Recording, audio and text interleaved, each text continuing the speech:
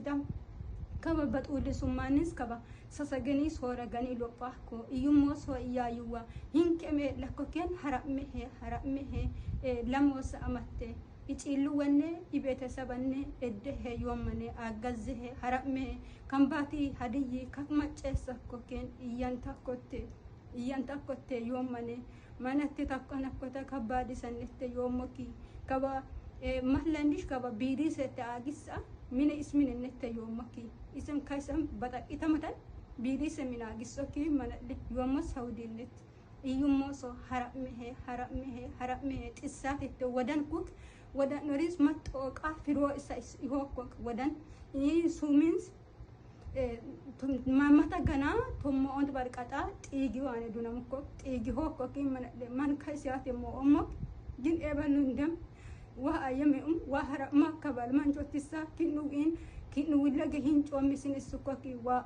kakma chessa kokeni iyayuwi iyabayu kambat hadi agazzehe harammehe yomok saudi arabien higga waqati hate baqatum matbir ውድ ተመልካቾቼ እንግዲህ እዚህ ቪዲዮ ላይ እቺም ምስሉ ላይ የምታዩት እህታችን እባካችሁን እንግዲህ ድረሱልኝ እያለች ነው።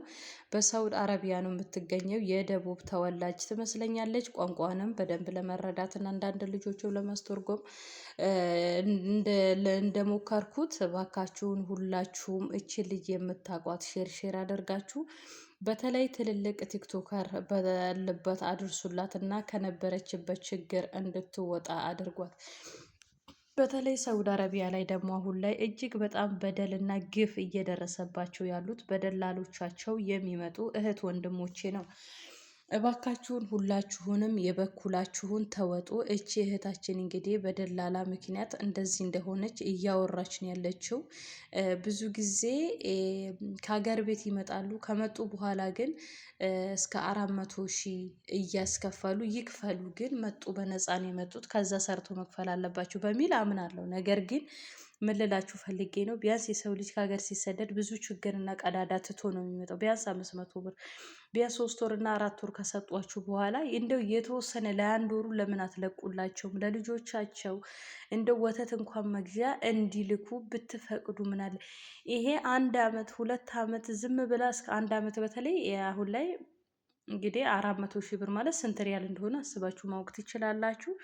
ግን እስከዛው ድረስ እንደው ሁሉንም ባትተው የተወሰነ ብትለቁላቸው ምን ችግር አለ? እንደው ለእግዚአብሔር ብላችሁ ብዙ ጊዜ እንግዲህ ይኸው ደላላ እንዲያርጉ ነው የሚሉት። ችግር ውስጥ ገብተው እንኳን ከችግራቸው ለመላቀቅ ሲሞክሩ አይችሉም። ሲያማክሯቸው እናንተ ብሎክ ነው የምታደርጉት። ስለዚህ እባካችሁን እንደዚህ የምታደርጉ ልጆች ራሳችሁን ከእንዲህ ያለ ነገር ብትቆጥቡ። ምክንያቱም ይሄ ለበኋላም ለፈጣሪ ጋራም ያስጠይቃችኋል። እንደዚህ በሚያሳዝን ሁኔታ ፕሊስ ሁላችሁም የምትችሉትን እህታችንን ሼር እያደረጋችሁ እርዷት። እርዳታችሁ ያስፈልጋታል። እንግዲህ እንደሰማችሁት በሳውዲ አረቢያ ነው የምትገኘው እና ብዙ ጊዜ እንግዲህ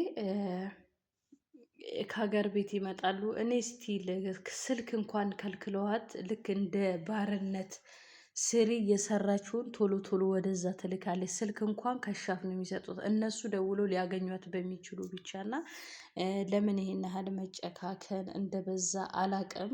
የእውነት አንድ ሰው ድንጋይ እንደሆነ እዛው ቋውልት አይደለም ቆሞ አይቀርም። ታሪኩ ይቀየራል፣ ስራም ያገኛል፣ ቋንቋም ይለምዳል፣ ሁሉንም ነገር ይተዋወቃል። የሆነ ጊዜ ሁሉንም ሲያግን እናንተም ስታደርጉበት እንደነበረ እውነት ለመናገር በዛ ሰዓት ሊሲ ከደረሰበት